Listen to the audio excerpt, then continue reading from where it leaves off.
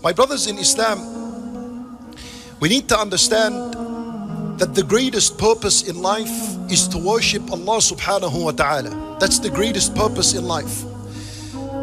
And this purpose, to worship Allah, Allah Azza wa Jal made mention of it in the first surah of the Quran, which is Surah Al-Fatiha. What is the central ayah in Surah Al-Fatiha? It's إِيَّاكَ نَعْبُدُ وَإِيَّاكَ نَسْتَعِينُ. That's the central ayah. This ayah in Surah Al-Fatiha is actually a summary of the entire Quran.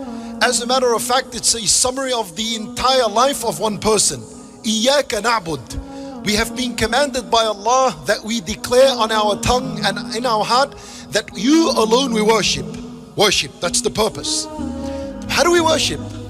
How does one worship Allah?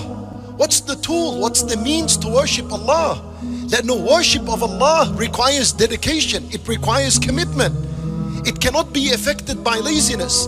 The second half of the ayah tells us how we're going to fulfill this purpose. And that is وَإِيَّاكَ نَسْتَعِينُ. And you alone we seek help.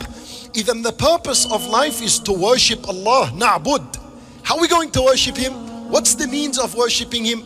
You need to always keep in your mind and in your heart, إِيَّاكَ نَسْتَعِينُ. You alone we're going to seek help when worshiping you. And that is the only way you're going to fulfill the purpose of worshiping Allah Azza wa Jal. And in brief, that is the answer. That you always seek Allah subhanahu wa ta'ala's help when it comes to your worship.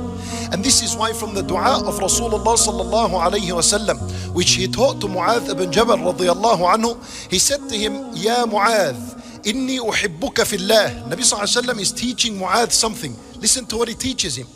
He says, فَلَا تَدَعَنَّ دُبُرَ كُلِّ صَلَاةٍ أَن تَقُولْ. He's teaching him a dua. He said to him, Oh Mu'adh, I love you for the sake of Allah. And that has its effect on itself. This is a statement that is teaching us Nabi Sallallahu Alaihi Wasallam how he used to deal with his companions. Look at the love and the mercy and the compassion he had. He wants to teach him something important. He said to him, do not leave out after every salat that you say and make this dua, Allahumma a'inni ala dhikrika wa shukrika wa husni ibadatik. Al-ulama rahimahumullah, they say that this dua is supposed to be said at the end of the salat before at-taslim.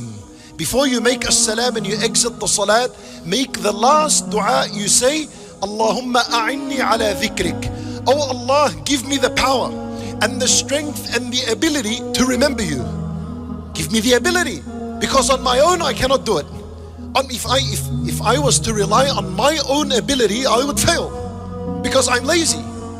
But give me the ability to remember you. أعني على ذكرك وشكرك. And the best of dhikr to Allah is the one that makes gratitude of Allah. وذكرك وشكرك. And to thank you.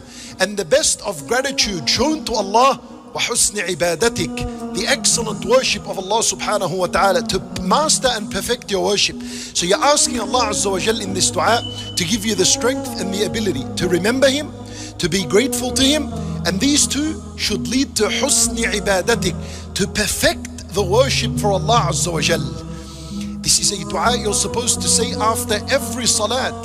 This is 5 times. And even in your sunan at the end of the salat, you're supposed to say it. And in this dua, you are acknowledging that if you are left on your own, you'd be able to do nothing.